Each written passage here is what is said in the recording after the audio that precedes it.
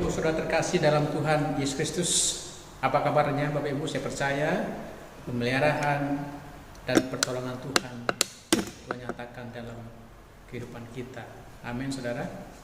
Bapak Ibu, tanggal 8 Juni yang lalu, Kota Jakarta dan mungkin di beberapa daerah lainnya sudah memasuki yang namanya kehidupan tatanan baru atau yang kita kenal atau kehidupan new normal seperti itu. Walaupun di tengah-tengah wabah yang masih mengancam, ya, wabah corona yang masih mengancam hidup kita, mau tidak mau kita harus beraktivitas seperti biasanya, ya. Yang bekerja sudah bisa bekerja dan juga beberapa kegiatan kita sudah lakukan, tapi dengan cara mengikuti protokol kesehatan yang telah ditentukan. Bapak Ibu Saudara terkasih dalam Tuhan Yesus Kristus, hari ini kita akan belajar dari seorang tokoh Alkitab yang luar biasa. Bagaimana dia juga pernah mengalami sebuah krisis kehidupan, ya, bahkan mendunia. Dan ketika dia melewati krisis itu, Tuhan mau juga dia menghidupi yang namanya kehidupan new normal atau kehidupan dengan tatanan yang baru. Kita akan belajar dari seorang tokoh yang luar biasa.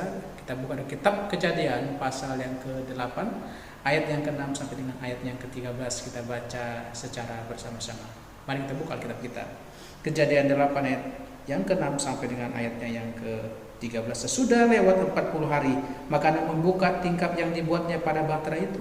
Lalu ia melepaskan seekor burung gagak, dan burung itu terbang pulang pergi sampai hari itu menjadi kering dari atas bumi. Kemudian dilepaskannya seekor burung merpati untuk melihat apakah air itu telah berkurang dari muka bumi. Tetapi burung merpati itu tidak mendapat tumpuan kakinya, dan pulanglah ia kembali mendapatkan Nuh ke dalam bahtera itu, karena di seluruh bumi masih ada air. Lalu Nuh mengulurkan tangannya, ditangkapnya burung itu dan dibawanya masuk ke dalam bahtera. Yang menunggu 7 hari lagi, kemudian dilepaskannya pula burung merpati itu dari bahtera. Menjelang waktu senja pula burung merpati itu mendapatkan Nuh, dan pada paruhnya dibawanya selai daun zaitun yang segar. Dari situlah diketahui bahwa air itu telah berkurang dari atas bumi. Selanjutnya ditunggunya pula 7 hari lagi, kemudian dilepaskannya burung merpati itu, tapi burung itu tidak kembali lagi kepadanya. Dalam tahun ke-601, dalam bulan pertama pada tanggal 1 bulan itu, sudahlah kering air itu dari atas bumi. Kemudian Nuh membuka tutup bahtera itu dan melihat, ternyata muka bumi sudah mulai kering. Menjalani kehidupan dengan tatanan baru atau istilahnya kehidupan new normal, ya. Mau tidak mau Bapak Ibu, kita harus menjalani aktivitas kita seperti biasa walaupun di tengah-tengah wabah, ya. Ini yang sudah pahami bersama.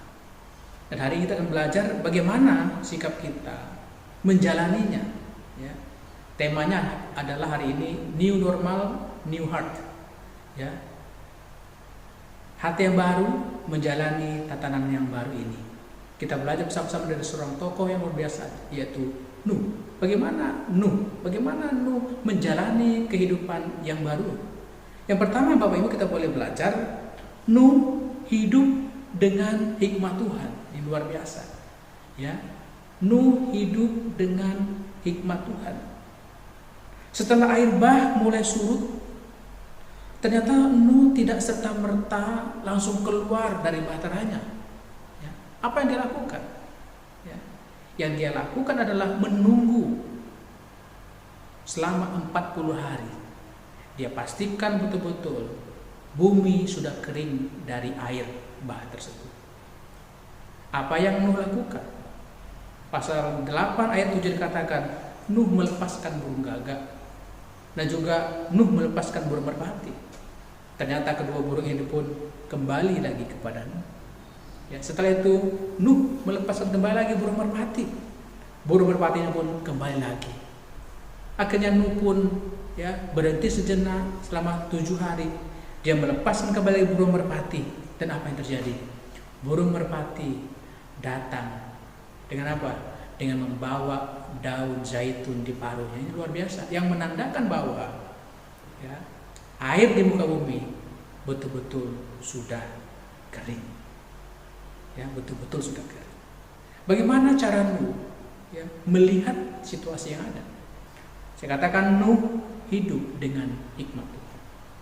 Untuk menjalani kehidupan dengan tatanan baru yang kita jalani hari ini, Bapak Ibu, kita perlu hikmat Tuhan untuk menjalaninya. Ya. Dari mana datanya hikmat Tuhan? Dalam Amsal 1 ayat 7 dikatakan, takut akan Tuhan adalah permulaan pengetahuan, permulaan hikmat Tuhan. Ya. Orang bodoh menghina yang namanya didik dan nasihat.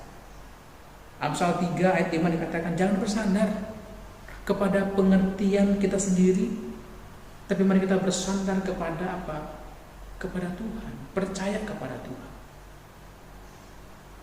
Bapak Ibu, untuk menjalani kehidupan kita ke depan hari ini, di tengah-tengah wabah, Bapak Ibu, kita perlu yang namanya hikmat. Tidak gerasa kusuk, ya, tidak hantam keromong seperti itu. Mari kita menjalani dengan penuh hikmat, dengan kehati-hatian, ya, sehingga kita juga dapat terus berguna bagi kemuliaan nama Tuhan. Untuk menjalani hari ini, kita membutuhkan hikmat Tuhan.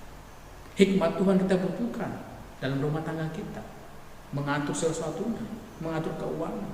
Hikmat Tuhan kita butuhkan dalam pekerjaan kita, bagaimana kita mengelola pekerjaan, bagaimana kita mengelola pendapatan kita, dan bagaimana kita harus hidup di kantor, di ruang kerja dengan protokol kesehatan.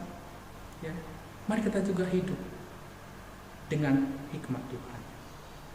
Ini yang kita pelajari dari seorang Nuh yang luar biasa, hidup dengan hikmat Tuhan. Salomo yang luar biasa, ketika Allah bertanya kepada dia, apa yang kau minta? Salomo minta apa? Salomo minta hikmat Tuhan. Inilah titik dari berkat-berkat Tuhan yang Tuhan percayakan kepada Salomo. Mari kita menjalani tatanan baru ini dengan apa? Dengan hikmat Tuhan. Yang kedua, Bapak Ibu, apa yang kita teladani? Nuh berjalan dengan aturan firman Tuhan. Dalam Kejadian pasal 8 ayat yang ke-15 dikatakan, lalu berfirmanlah Allah kepada Nuh, keluarlah dari bahtera itu. Nuh ini berjalan dengan aturan-aturan firman Tuhan. Saudara, ketika burung merpati datang kembali kepada Nuh dengan membawa daun zaitun, sudah pasti bumi sudah kering dari air. Tetapi sekali lagi kita katakan bahwa Nuh tidak buru-buru langsung keluar dari bahtera, walaupun sudah kering. Apa yang dinantikan? Ternyata Nuh masih menanti firman Tuhan sampai Tuhan memerintahkan dia keluar dari bahtera itu. Ini luar biasa sekali ya. Artinya bahwa Bapak Ibu, Nuh berjalan dengan aturan-aturan Tuhan untuk menjalani tatanan baru ini. Mari kita berjalan mengikuti aturan-aturan Tuhan. Firman-Mu pelita bagi kakiku, terang bagi jalanku. Hati yang baru, hati yang mencintai firman Tuhan, hati yang melakukan firman Tuhan, yang mengikuti aturan Tuhan. Raja Daud pernah bersaksi mengatakan dalam Mazmur 119 ayat yang 11 dikatakan, di dalam hatiku aku menyimpan janji-Mu ya Tuhan. Supaya apa? Supaya aku tidak berdosa pada Engkau. Menyimpan janji firman Tuhan di dalam hatinya. Artinya apa? Daud setelah pertobatannya, dia berjanji, berkomitmen untuk berjalan mengikuti aturan-aturan kebenaran firman Tuhan. Ini yang menjadi pondasi kita. Hari-hari ini begitu banyak ajaran-ajaran sesat yang melanda kekristenan hari-hari ini. Kalau kita mengikuti aturan Tuhan, kita tidak akan gampang disesatkan. Ayo ke sini ada obat COVID-19. Ayo ke sini ada obat yang mujarab. Kita diombang-ambingkan. dengan ajaran-ajaran ya yang menyesatkan. Mari kita ikuti aturan-aturan firman Tuhan dalam hidup kita. Kita menolak ya, budaya-budaya, aturan-aturan yang tidak sesuai dengan kebenaran firman Tuhan. Yang ketiga, Bapak Ibu, kita boleh belajar ya. Kejadian 8 ayat yang ke-20. Apa yang Nuh lakukan? Saya akan bacakan. Lalu Nuh mendirikan mezbah bagi Tuhan dari segala binatang yang tidak haram dan dari segala burung yang tidak haram. Diambilnyalah beberapa ekor, lalu ia mempersembahkan korban bakaran itu di atas mezbah itu. Nuh ya, mendirikan mezbah bagi Tuhan. Ya. Ketika dia hidup dengan tatanan yang baru, Nuh hidup tetap mendirikan yang namanya mezbah bagi Tuhan. Tidak hanya mendirikan mezbah bagi Tuhan, tapi Nuh mempersembahkan korban bakaran pada Tuhan. Inilah komitmen kita bersama. Nanti ketika fase-fase kita jalani dan kita sebagai orang percaya kembali lagi ke gedung gereja, saudaraku, bukan berarti kita harus meninggalkan mezbah keluarga yang sudah lama kita jalani. Udahlah, udah ibadah di gedung gereja, untuk apa lagi ya ibadah rumah. Saya ya,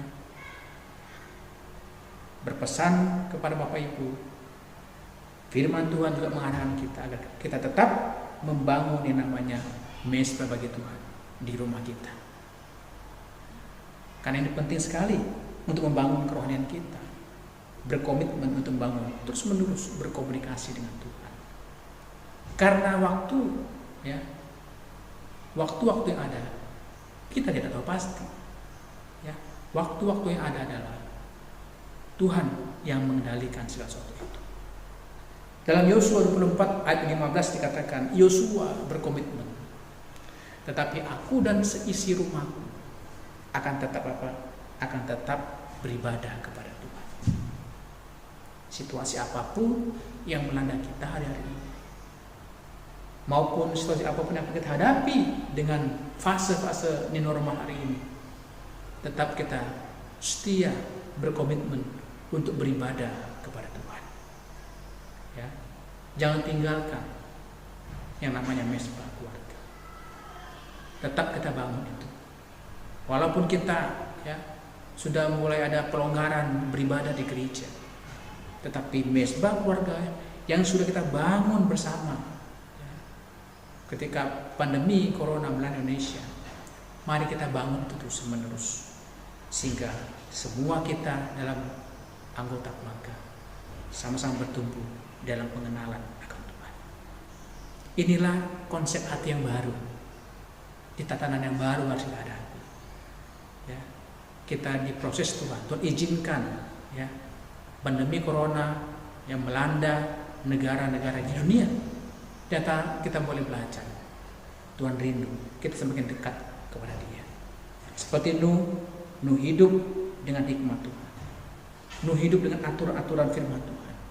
Dan Nuh berketetapan untuk mendirikan, untuk membangun mezbahnya Tuhan. Mezbah Tuhan berisi apa? Berisi puji-pujian, berisi doa, ungkapan hati kita pada Tuhan, berisi dengan ucapan syukur kita kepada Tuhan. Selamat memasuki fase new normal dengan kekuatan dan pertolongan Tuhan. Tuhan Yesus memberkati kita semuanya. Shalom.